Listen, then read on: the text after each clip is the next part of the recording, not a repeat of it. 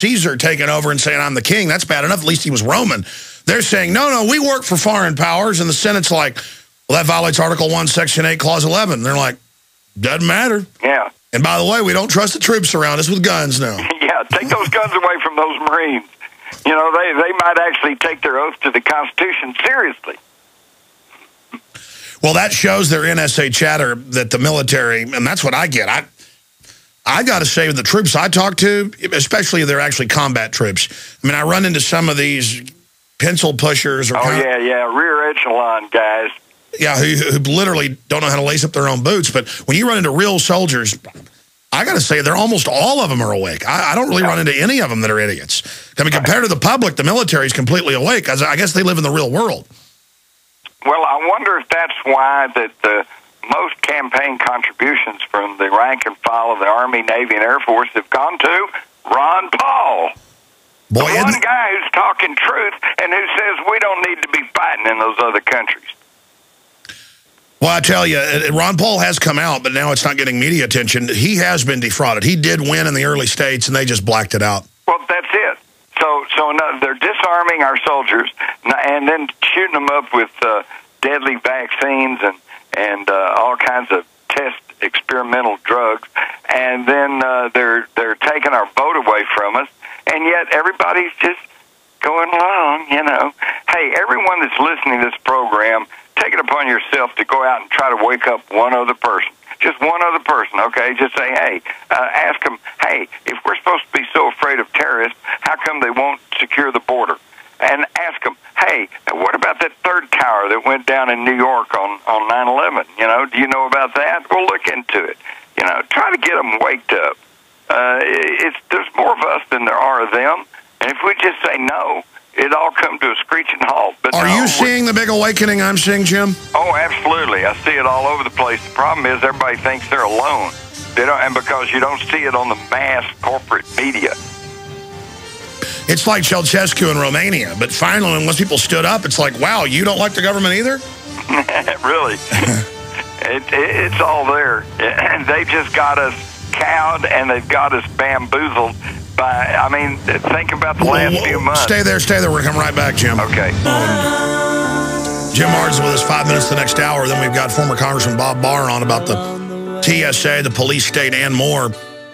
I forget the point you were getting to, and we went to break and you got cut off, but I got to raise this. This Coney 2012 thing with George Bush in it and all these globalists, it's just a convenient boogeyman to invade Africa. That's now admitted. The resolution's entered. But the makers of the film went there to propagandize, and the population chased them, trying to stone them, saying, don't try to invade our country. We know what you're doing. No one's seen Joseph Kony in 6 years. I mean, the Africans, they're not living in fantasy land. They know that when the UN says they want to invade to help folks, they know that means get ready to die. Yep. What do you make of that, Jim? I think that's exactly right. You know, the thing is, traditionally, Republican, Democrat, doesn't matter. Traditionally, every time the economy gets in a bind, it's war that gets us out of it, okay?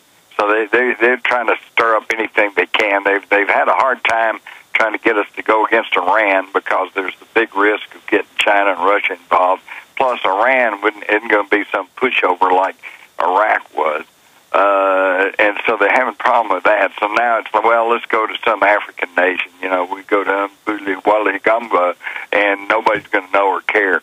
And so, yes, that's exactly. This is their old modus operandi. Okay, so it's nothing new. It's exactly what they try. And of course, once you get a war started, then you have to rally around the chief, and you have to, support the troops, and you have to, the same old bromides. And look at speaking of the chief, look at the past few months, man. Oh man, is it Centauri? Is it Sarah Palin? Is it Romney? God, they're all fighting, and they say this and they counter with that. And by the way, don't even mention Ron Paul. I mean, he's just a nut and he can't win. So for goodness sakes, don't look at him. Let's don't include him in the debates because he offers a real alternative. But through all of that, where was our attention on Barack Hussein Obama? It wasn't there. He's just skating, isn't he? He's got a free ride, doesn't he? He does, man, and he is power grabbing. And he's been doing, he's run up the biggest deficit in U.S. history. He's reneged on every single one of his campaign promises. He's created all these czars that have no real experience in government or business, and yet they're now trying to redefine our whole society. I mean, never mind the whole constitutional issues that are involved with the White House right now. It's incredible, and yet he's getting a free ride because the mass media keeps us distracted with just almost anything and everything else. What do you think the flashpoint is? Do things just continue to rot, or do you see some upheaval coming? Well, I see some upheaval, but unfortunately I don't see it stemming from an irate population. I see it coming because of external forces, more earthquakes, more tsunamis, more volcanoes, more tornadoes, geophysical changes, and then, of course, that would precipitate economic collapse, too. What do you think's driving that? I mean, obviously, if we pay Al Gore money, that's not going to fix it. Why do you think there are statistically more earthquakes and things happening? There was a tsunami, as you know, yesterday at Japan. Right. Well, I don't know, but I'll tell you what.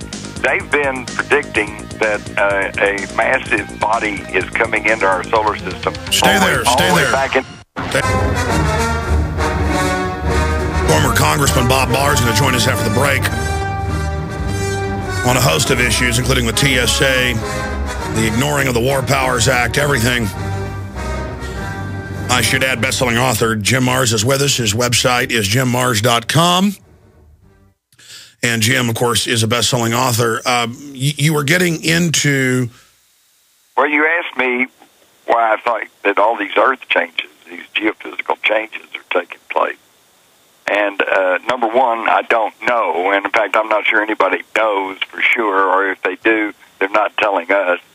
But what I was saying is that I have news clippings all the way back into the 80s where they were saying that they had evidence that there was some other body that was moving into a massive object moving into our solar system.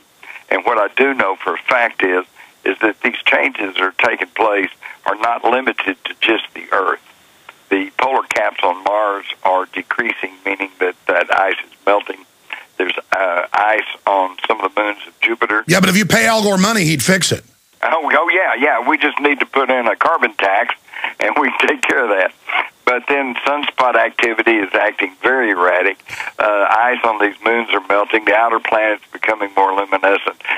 Whatever's going on, it's impacting our entire solar system. Now, what exactly that is and what does it mean, I don't know. I'm not sure anybody does. But all you got to do is look around you.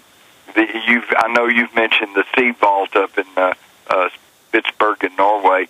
Yeah, the governments and corporations are acting like it's the end of the world. They're all digging in. That's right. In fact, think about this, folks. Go to the FEMA website and the government website for FEMA, and they will tell you if you're smart, you'll stockpile enough food and water for 3 days, okay? And yet the government is building these huge underground bunker cities, and they're stockpiling enough weapons and food and water to last 10, 20, 30 years, okay? So what is it they know and that they're not telling you?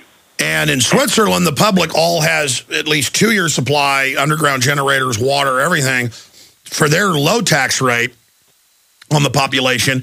Our government, even per capita, spent a lot more, but those are top secret. Only the elite get to know about those bases, Jim, because the government cares about us. That's right. Well, all I can think about is when I was a young man, every major city had bomb shelters, fully stocked with food and water and everything else because of the Cold War and the fear that we might have a nuclear exchange. Well, where's the civil defense today? We don't have any because they don't care. They want us dead. And that's another thing, folks. When you listen to Alex Jones and other people like this, and they're hollering and screaming, and they're telling you better watch it, you better do something about all this. Listen, this is not just politics. This is not just getting involved with civics. This is self-defense, okay? Because these people want you dead. And you better understand that. You better start doing something, or they're going to get their wishes. And they say they want us dead, and they admit all of this, but it's all in scholarly documents. But more and more they are publicly circulating it, and it just, we've got to come together. We've got to continue to wake people up and take action. Jim, tell folks briefly, we're about to go to break here and have to say bye, about your latest book. Well, I'm working on a book right now that's really going to open some eyes, but I haven't even turned it in, but hopefully it'll be out after the first of the year, and we'll talk at great length at that time. Alex, how's that? Well, all of them are amazing. The book you did on the Fourth Reich is really, really powerful. Right, and we see that coming more and more into focus, don't you? We got crazy people running stuff. Jim Marrs, God bless you. We'll talk to you again soon. Okay, thank you. Adios. All right, there goes Jim Marrs, ladies and gentlemen. JimMarrs.com. I'm Alex Jones with Infowars.com. We're scheduled to have Bob Barr coming up to talk about the TSA and more on the other side. Some big developments on the TSA front. Just talked to Bob Barr during the break, and he thought he was on at 1:30 Central, 2:30 Eastern. But he says he'll be ready in 5 minutes, because I want to hear what he has to say about his lawsuit with the TSA and all the rest of it. So he should be joining us here in about 5 minutes. Speaking of TSA news, we did a report at Infowars.com yesterday that got national attention via the DrudgeReport.com and other sites, that the big Orlando airport is looking at kicking the TSA out because it's killing tourism. There's different numbers. They vary widely between 20 billion, 40+ billion, but the latest numbers are over $40 billion in lost revenue to communities around this country and to this nation and to individuals, obviously, and to the parasitic government and tax money. $40 billion a year in lost tourism. But Goldman Sachs, that runs this country, just doesn't care. And you saw the headlines yesterday where one of their top managing directors came out and said, I'm quitting. I can't be part of a culture where we hate our customers and try to rip them off. In fact, I know you guys brought that back into me. I meant to cover that again. Or did you guys bring that back in? Because I don't see it here in my stack. Will you re-pull me the Goldman Sachs exec Smith? Because I want to read his exact quotes. I don't want to just give people my take on it. Yeah, here it is. Maybe I'll ask Bob Barr about this too. So I'll get to that later after Bob Barr leaves us. Here's the type of news I see all the time, but it's from Cyber News Service, CNSnews.com. It's in Texas newspapers when this stuff happens every few weeks now. In fact, they've stopped pledging allegiance, not because they see it as fascistic, as some people do in South Texas. I was down there and saw in the papers last year, but because it's racist. And they've stopped in San Antonio. You get in trouble if you say USA, USA. By the way, if you're a new listener, I'm not joking.